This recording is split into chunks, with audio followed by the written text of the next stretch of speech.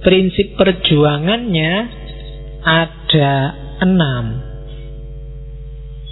Yang pertama non-kooperasi, yang kedua mass forming, yang ketiga masa aksi, yang keempat radikalisme, yang kelima self-help, dan yang keenam self-reliance. Non-kooperasi itu maksudnya ndak usah kerjasama dengan lawan.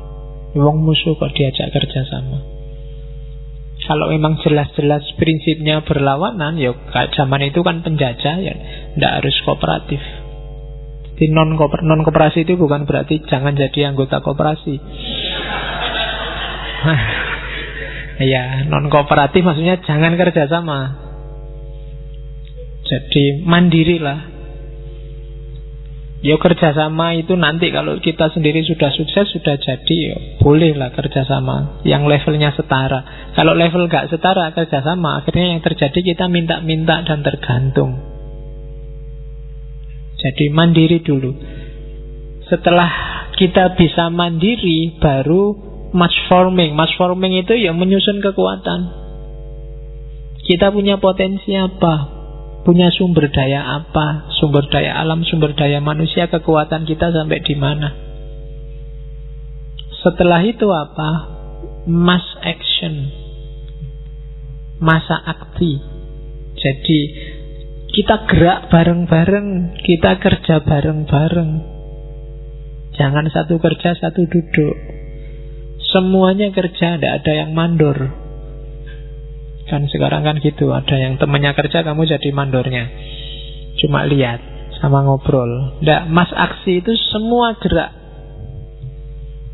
Jadi mandiri, kemudian memahami kekuatan dan kelemahan, mass forming, struktur kekuatan kita di mana, terus mass action, kita gerak bersama-sama, dan yang keempat, radikal. Radikal itu bahasa Jawanya sak pol-pole pokoknya. Jangan ditahan-tahan. Serius, sedalam-dalamnya, sekuat-kuatnya, ya wis sak pol-pole. Ya wis. Jangan tanggung-tanggung. Nah, mungkin gitu bahasa Indonesianya. Ndak usah nanggung wis. Nek iya ayo serius, nek ndak ya ndak. Itu namanya radikal. Makanya filsafat itu berpikir secara radikal. Berarti apa? Mikir sak pol-pole. Nggak usah dibatasi sebentar-sebentar. Ini layak dipikir apa enggak? Dipikir aja, wong cuma mikir aja kok. Ini boleh dipikir apa enggak ya? Ya dipikir aja kalau memang bisa. Kalau buntu lah nanti mandek-mandek sendiri. Nah itu sak pol-pole. Kan sering ada yang tanya, Pak, akal itu kan terbatas Pak. Batasnya di mana Pak? Ya batasnya sak kuatmu wis. Mikir aja sampai mentok. Nah, mentok itu batasnya. Besok mungkin kamu tambah pinter, yang tadi mentok kelewatan. Ya, terus berarti itu semakin dalam. Sampai mentok lagi, biar aja sampai. Jadi selalu sampai mentok, itu namanya radikal. Nggak usah dibatas-batasi apa, mikir nggak usah. Kalau perbuatan harus kamu hati-hati, dibatasi. Tapi kalau mikir enggak, susah orang membatasi orang mikir. Jangan mikir aku loh ya, jangan mikir aku ya. Raiso, kalau dia mikir ya aku pikir. Ya kan? Sudahlah, lupakan aku. Nggak bisa, kalau sudah dipikir, emangnya bisa ngelarang? Emangnya kamu ngerti? Ayo mikir aku. Kan nggak bisa, nggak kelihatan. Jadi mikir harus radikal. Nah ini juga, perjuangan juga harus radikal. Sak pol-pole, sak kuate. Makanya silahkan kamu definisikan. Kalau ada yang bilang ada aliran namanya Islam radikal. Islam sak pol-pole pokoknya, sak jeru-jeru nih Islam. Terus self-help. Self-help itu mampu melayani dirinya sendiri, tidak manja, mandiri. Jadi butuhmu apa dan kamu sendiri bisa memenuhi. Tidak tergantung, itu self-help. Dan yang terakhir self-reliance. Self-reliance itu percaya diri. Semakin kamu tidak percaya diri sebagai bangsa Indonesia, ya Semakin tidak bisa radikal, tidak bisa pol, semakin tidak bisa gerak bersama, semakin kekuatanmu lemah dan tergantung. Maka harus percaya diri. Kadang-kadang kan kamu gitu, ada misalnya olahraga sepak bola, kalau sudah Indonesia kan kamu sudah nggak pede. Indonesia mesti kalah, kan selalu gitu. Sekarang bulu tangkis saja dulu pede, sekarang nggak pede. Indonesia mesti kalah, pokoknya nggak bisa dipercaya. Nah kan gitu. Jadi Indonesia itu kalau sepak bola menang juga nggak ngerti kok bisa menang ya. Heran sendiri, apalagi kalah. Kalau kalah memang wajar. Jadi sebentar lagi bulu tangkis juga gitu. Loh, kok bisa menang? Biasanya kalah. Nah, itu berarti apa? Tidak punya self-reliance, tidak punya kepercayaan diri. Itu prinsip. Jadi non-kooperatif, mass forming, masa aksi, radikal, self-help, dan self-reliance. Terus pengembangan konsepnya ini yang dipakai Jokowi. Tadi kan marhainisme, akhirnya dirumuskanlah di 3 konsep pengembangan. Yang pertama namanya Trisakti.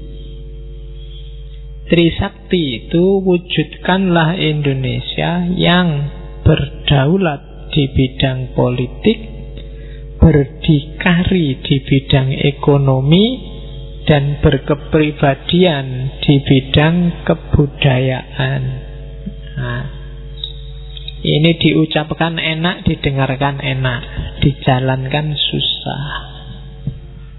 Ya, enak loh kamu baca, kan maduk-maduk mesti. Oh iya, kita harus berdaulat di bidang politik. Iya, tapi ngelakon ini susah. Levelnya presiden kayak Jokowi aja, yo ambil nafas besar kalau ditanya gimana mewujudkannya. Jadi apalagi situasi hari ini, Indonesia kan tidak karu-karuan. Kita lihat aja mengelus dada itu, tidak tahu dadanya siapa.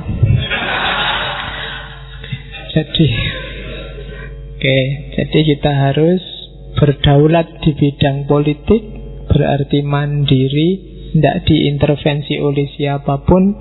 Kita rancang sendiri, kita implementasikan sendiri, dan akibatnya enak atau susah kita tanggung sendiri. Sekarang banyak orang merancang, menjalankan, kalau sudah nyampe di level akibat terus podo lari, tidak mau tanggung jawab. Terus berdikari. Berdikari ini istilah khas di era Soekarno. Berdikari itu singkatan dari berdiri di atas kaki sendiri, jangan pakai kakinya orang lain. Berarti apa? Mandiri secara ekonomi, bisa mencukupi dirinya sendiri, tidak ada bantuan asing pun bisa, tidak harus ngimpor pun kita bisa mencukupi. Itu namanya berdikari. Selama kita masih butuh asing, masih butuh yang di luar kita untuk memenuhi kebutuhan ekonomi, berarti kita belum berdikari.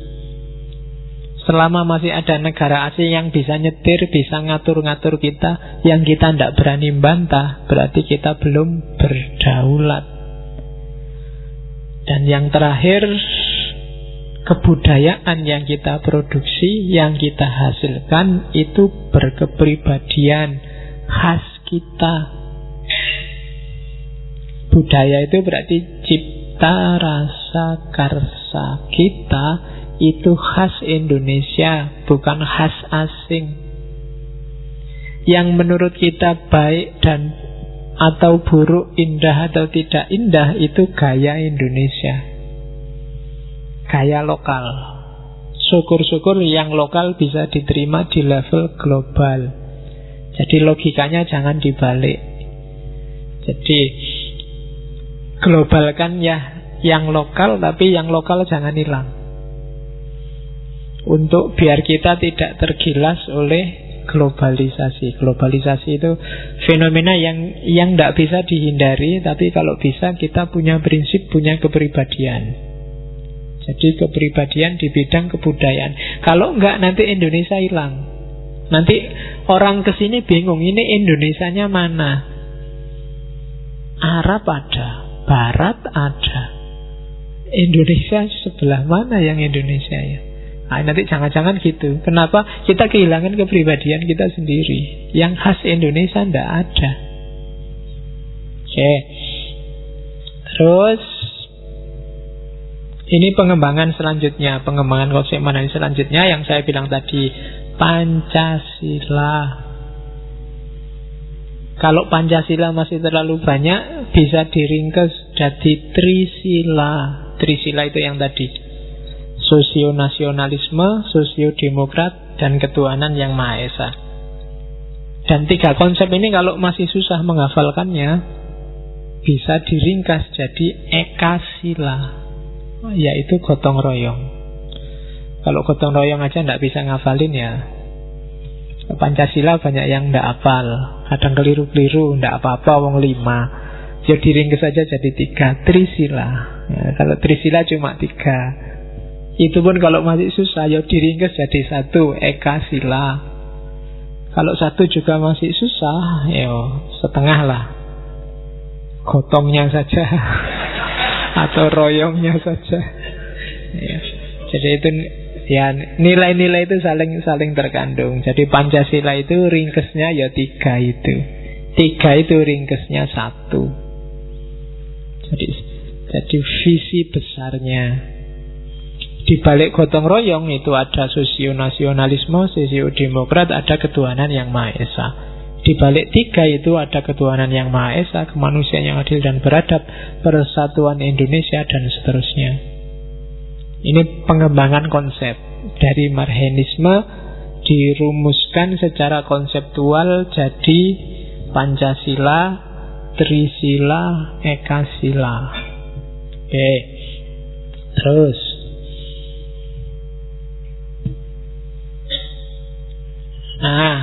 dalam sejarah awalnya Marhenisme ini diikuti oleh 3 partai. Yang pertama PNI, yang kedua Partai Kedaulatan Rakyat, dan yang ketiga ada partai judulnya Partai Indonesia. PNI lumayan panjang ceritanya, kalau PKR dan PI itu agak singkat. Tapi 3 partai inilah yang secara eksplisit menyebut asas partainya adalah Marhenisme. Ya belakangan ada partainya Sukmawati, itu juga partai Marhenis. Meskipun di pemilu-pemilu terakhir kan kalah, sekarang hilang lagi. Ya, jadi Marhenisme di era-era awal itu jadi basis dari 3 parpol ini. Meskipun beda-beda cara mendeskripsikannya, secara umum visinya sama. Jadi yang sama dari 3 itu, yang pertama adalah sosialisme Indonesia, anti kapitalisme, anti imperialisme. Jadi imperialisme itu yang saya bilang tadi, sebenarnya ujungnya dari kapitalisme. Jadi masyarakat sosialis Indonesia yang anti penjajahan dan eksploitasi ekonomi. Terus menolak hak milik pribadi atas alat-alat produksi yang vital. Bukan alat-alat vital yang produksi ya, alat-alat, maksudnya alat-alat. Iya, mulai ngantuk ini mesti.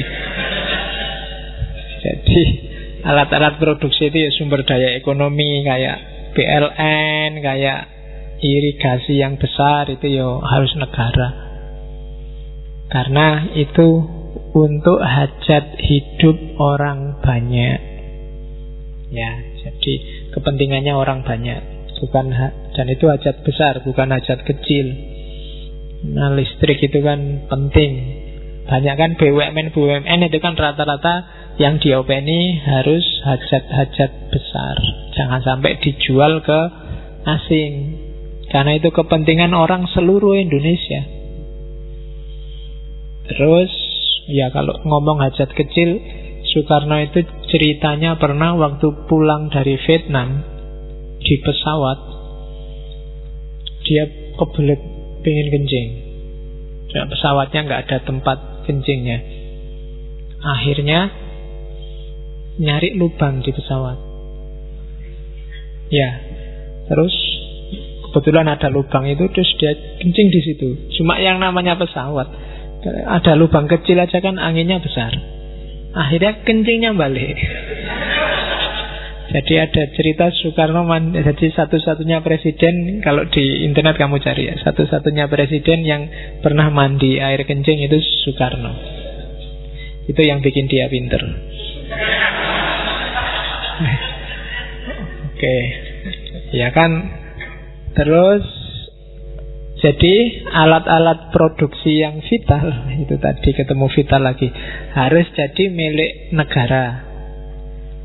Yang keempat, keinginan agar rakyat marhain memegang kendali pemerintahan. Jadi rakyat marhain itu bukan berarti terus hanya yang miskin saja tadi loh, tapi orang-orang yang punya visi marhainis, punya kepedulian pada orang kecil. Usahakan itu yang pegang kendali pemerintahan, bukan orang-orang yang ambisius, yang mikir kebesaran dirinya sendiri atau kebesaran partainya. Ya meskipun ini sebenarnya bahasa-bahasa jargonal, setiap partai nanti akan bilang bahwa kita membelain rakyat. Ya rakyatnya ya anggota partainya sendiri.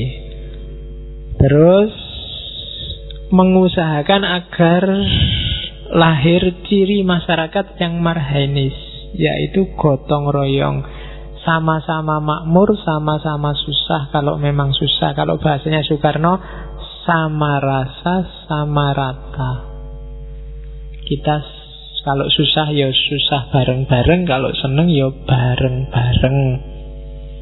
Terus perjuangan menentang kapitalisme dan imperialisme, tidak cuma di Indonesia, tapi kalau bisa di seluruh dunia.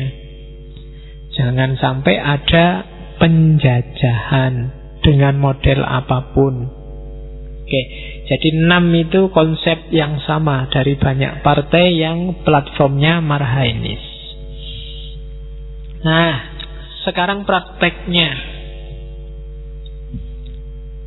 Jadi setelah tadi konsepnya kemudian diadopsi oleh banyak partai, Soekarno sendiri nanti merancang praksis marhainismenya. Karena dia presiden, maka konsep marhainisnya bisa diwujudkan dalam kenyataan. Yang pertama, di bidang politik, Soekarno punya visi untuk melakukan retooling.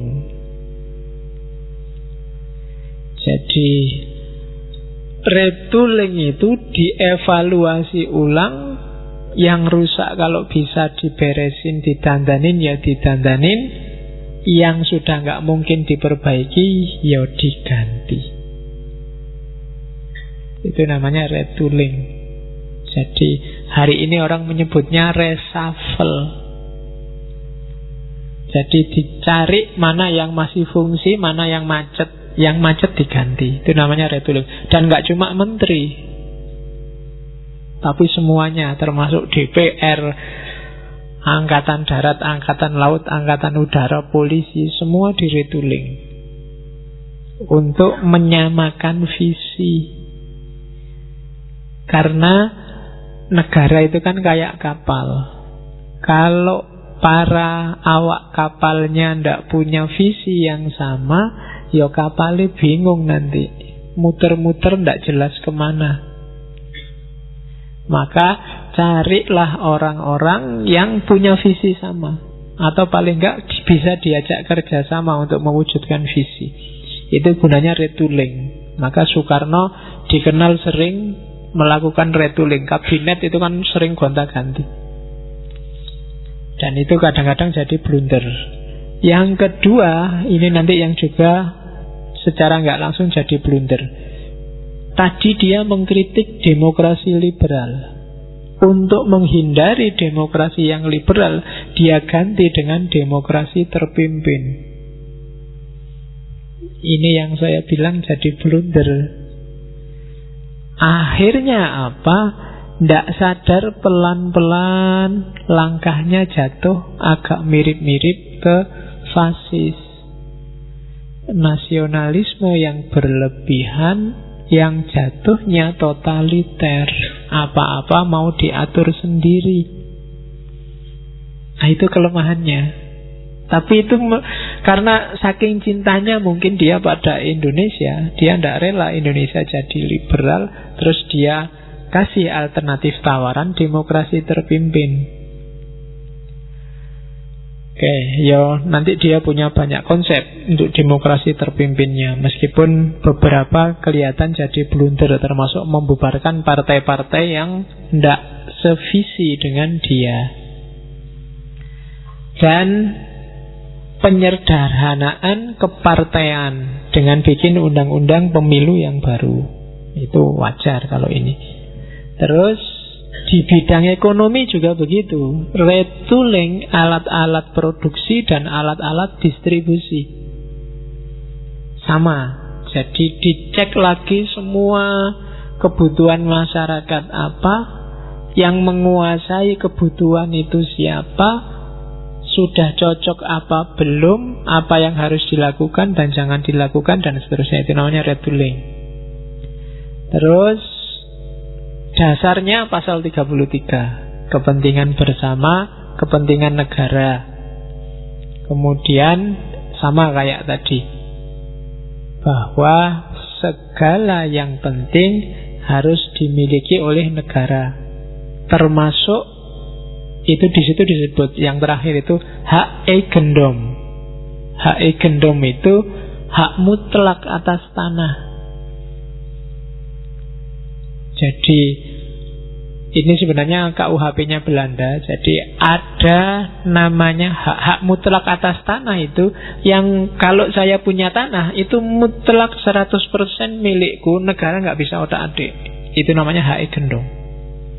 Misalnya negara, di sini mau dibikin pembangkit listrik untuk kepentingan semua orang, tanahmu harus diambil. Kalau tanah itu labelnya adalah eigendom, kalau saya menolak, nggak bisa negara intervensi.